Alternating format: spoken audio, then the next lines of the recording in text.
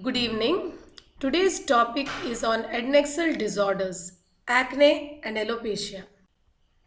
Skin appendages or adnexa include sebaceous glands, eccrine sweat glands, apocrine glands, hair and nails. Acne is a common skin condition which may affect mental and social well-being. It affects more than 90% people at some point in their life. Acne vulgaris definition. Acne is a chronic self-limiting inflammatory disease of pilosebaceous unit presenting with pleomorphic lesions like comedones, papules, nodules and in severe cases with cysts. Scarring is common. Coming to pathogenesis of acne, there is altered keratinization within sebaceous follicle. That is, there is ductal hypercornification and occlusion. Then androgen activity, and there is alteration in the quantity and quality of sebum secretion and colonization by follicular microbial flora. Androgen activity, there is spurt of hormones during puberty which correlates with the onset of acne. Androgen increases sebum secretion and causes sebaceous gland hyperplasia. Colonization by follicular microbial flora. The resident bacterial flora in the skin is Propionibacterium acnes, and there is increased count of P. acne in acne patients. This resident flora secretes enzymes and pro-inflammatory chemokines. It produces lipases which convert sebum to free fatty acids which cause follicular irritation and keratinocyte hyperproliferation. Environmental factors in the pathogenesis. Hot and humid climate and emotional stress aggravate acne. High glycemic load diet causes hyperinsulinemia, which causes free insulin-like growth factor 1 in the plasma, which causes increased sebum and altered keratinization. Milk and dairy products contain insulin-like growth factor 1 as well as increased endogenous production of insulin-like growth factor 1. And natural light is beneficial. This is a picture which shows the pathogenesis of acne vulgaris. In the first figure, we can see increased sebum production. In the second figure, there is comedone formation. Comedone is a plug of keratin and sebum in a dilated pilosebaceous orifice. And then when there is comedone formation, the sebum accumulates within the hair follicle. And in the third figure, there is inflammation by Propionibacterium acnes. Coming to grades of acne according to Pillsbury, Shelley and Kligman. In grade 1 acne, there are only comedones. In grade 2 acne, there are predominantly papules. In grade 3 acne, there are predominantly pustules. And in grade 4 acne, there are nodulocystic lesions. In this figure of acne vulgaris, the grade 1 acne vulgaris is seen. We can see open comedones and closed comedones on the forehead. And in this clinical photograph of grade 2 acne, we can see erythematous papules predominantly and few comedones. And in this photograph of grade 3 acne, we can see predominantly pustules. And in this grade 4 acne, we can see a nodulocystic lesion on the cheek. Scarring. It is a consequence of abnormal resolution or wound healing. Ice pick scars are seen in most patients with grades 1 and 2 acne. Depressed or hypertrophic scars are seen in nodulocystic acne. In this photograph, we can see ice pick scars and a boxcar scar. Hyperpigmentation. In patients with type 3 or 4 skin, hyperpigmented macules may persist following resolution of inflammatory acne lesions. So in this picture, we can see hyperpigmented macules. Acne excoriae. There are excoriated papules on the forehead with hyperpigmentation. Drug-induced acne or acneiform eruption, there are papules and pustules and comedones are usually absent. The drugs implicated include halogens, androgens, steroids, antitubercular drugs like isoniazid and rifampicin, lithium, phenytoin, and soralin UVA, that is PUA. Coming to differential diagnosis of acne, this includes rosacea. In this photograph, in rosacea there are erythematous papules and pustules on the forehead and cheeks, and comedones are absent. And this is another differential diagnosis for acne, pityrosporum folliculitis, where we can see erythematous papules and pustules on the seborrheic areas, which include chest, back. Coming to treatment of acne, the topical agents include topical antibiotics like erythromycin and clindamycin, benzoyl peroxide 2.5 to 10% gel or cream, which is a comedolytic, azelaic acid, which is effective and safe during pregnancy. Topical retinoids include tretinoin, adapalene and tazarotene, and topical dapsone. And oral therapy includes antibiotics. These are given in grade 3 acne vulgaris. They include erythromycin, azithromycin, pulse dosing, that is 500 mg once a day for 3 consecutive days of the week for about 6 weeks. Doxycycline, minocycline and dapsone. Hormonal therapy includes anti-androgens like cyproterone acetate 50 to 100 mg per day, oral contraceptives like 35 microgram ethinyl estradiol plus 2 mg cyproterone acetate, levonorgestrel plus ethinyl estradiol 100 plus 20 micrograms, and drospirenone, which is a novel progestin derived from spironolactone. Hormonal therapy is usually given in the treatment of acne associated with polycystic ovary syndrome. Oral isotretinoin, this is given in severe acne, nodulocystic acne, and in acne excori. The dose is 0.1 to 0.2 mg per kg per day given after meals. It can be given up to a cumulative dose of 120 to 150 mg per kg. It should not be given in women of childbearing age group. The side effects include teratogenicity, mucocutaneous side effects, dryness of the lips and eyes, elevation of serum lipids, neurological side effects. Pseudotumor cerebri can occur if it is given along with doxycycline or with vitamin A analogues, and optic neuritis, depression, mood swing, arthritis, myalgia and acne flares in the initial phases of therapy.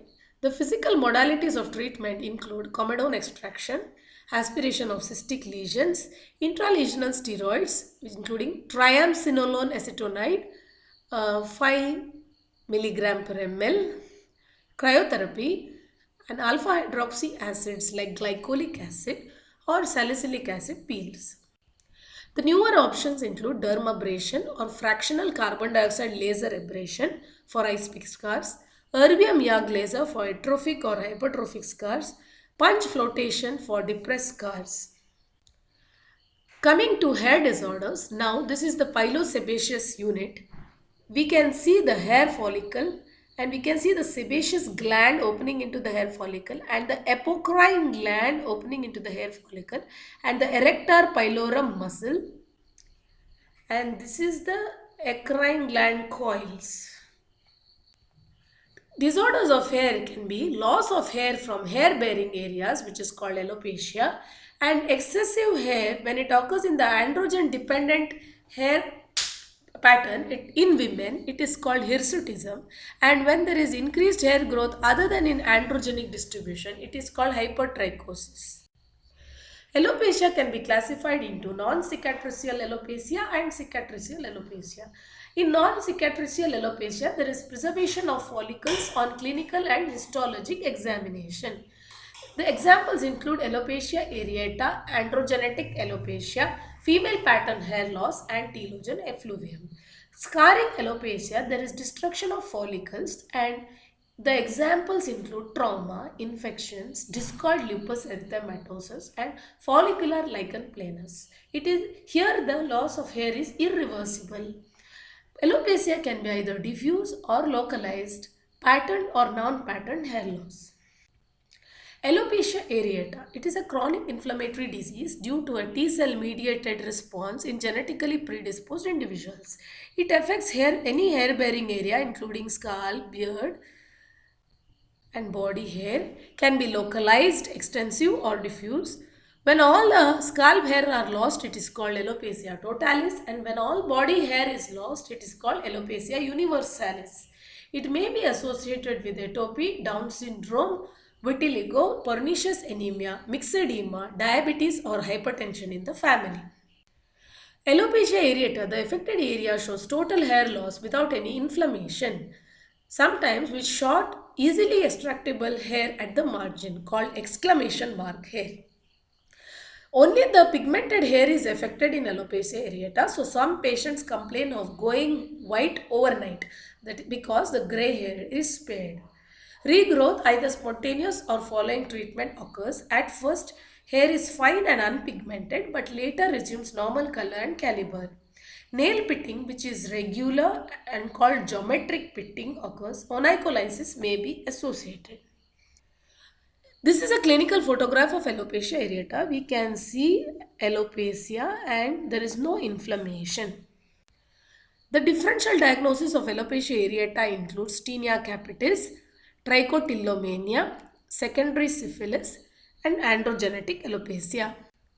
Treatment. Majority of cases have spontaneous regrowth of hair without any treatment. Steroids can be given, usually topical or intralesional. Again, triamcinolone acetonide 5 or 10 mg per ml.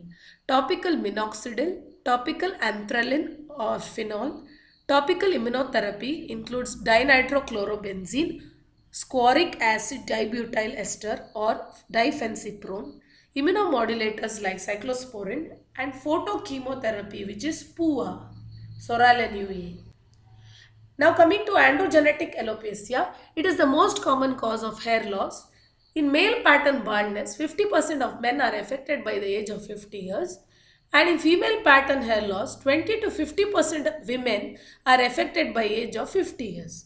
It is most likely inherited as autosomal dominant or polygenic trait from either parent, more from father. Pathogenesis of androgenetic alopecia.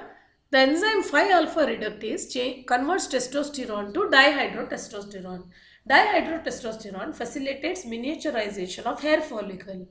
Aromatase, in contrast, inhibits process of miniaturization. Androgen receptors may be increased or may be hyper-responsive in areas affected by androgenetic alopecia. Clinical features. The pigmented terminal hairs are progressively replaced by fine short vellus hairs. And in male pattern hair loss, the pattern of progression is uniform, starts as frontoparietal recession and involves the entire scalp, sparing the occipital fringe. It has been graded into 8 stages by Hamilton. And in female pattern hair loss, there is widening of the central partition line, which is the earliest sign, and it progresses through 3 stages of Ludwig.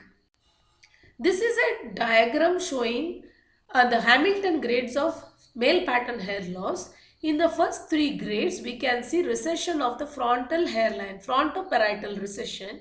And in the grade 3, we can see involvement of the vertex. And in grade 7, there is only the occipital fringe of hair is left behind. And this is the Ludwig grading of female pattern hair loss, where there is widening of the central partition line and then progressively there is preservation of the frontal hairline and there is progressively reduced density of hair over the crown. This is a clinical photograph of androgenetic alopecia of male pattern hair loss, where we can see the recession of the frontal hairline and reduced density of hair over the parietal region. And this is female pattern hair loss and it is patterned non-scarring alopecia. Treatment of androgenetic alopecia includes medical management, that is topical minoxidil 2 to 10% and oral finasteride 1 milligram or less. And surgical treatment includes follicular unit transplant or extraction and scalp reduction and cosmetic cover including wigs, hair bonding, hair weaving. Telogen effluvium, there is sudden significant hair loss 2 to 3 months after an offending insult, where hair follicles are pushed prematurely from anagen to telogen phase. The offending insults include fever, postpartum, crash dieting, hypoproteinemia, iron deficiency, major surgeries, prolonged anesthesia, hypo and hyperthyroidism, major internal disease, acute psychological stress, and medication. Trichotillomania, which is a psychiatric disorder in which there is a compulsive habit of pulling out the hair. There is bizarre pattern of hair loss in which hair is twisted and broken at various distances from clinically normal scalp. The management may vary from identification of stressful episode with accompanying support, parent education, support of psychologists and psychiatrists, drug therapy including antidepressants. The patient is advised to wear a hat or a cap so that he cannot not easily access the scalp hairs. And this is a clinical photograph of trichotillomania where we can see partial alopecia and hair is broken at variable distances from the scalp. Alopecia due to tinea capitis. Tinea capitis is seen essentially in prepubertal age group. It is patchy, incomplete and is due to breakage of hair shaft invaded by dermatophytes. The hair loss is fully reversible in the non-inflammatory type of tinea capitis, whereas in the inflammatory type, which is Kirion or favus and caused by zoophilic and geophilic species of dermatophytes, cicatricial alopecia may occur.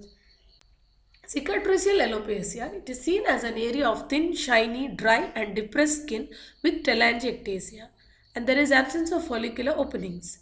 It could be developmental or hereditary, traumatic, secondary to tinea capitis, discoid lupus erythematosus, herpes zoster, bacterial infections, neoplastic disorders, cicatricial pemphigoid, pseudopelade of Brock. Treatment includes excision and primary closure for small patches, autografting and scalp expansion, and cosmetic camouflage for large patches. This is a clinical photograph of scarring alopecia where we can see patches of alopecia and the hair follicles are destroyed.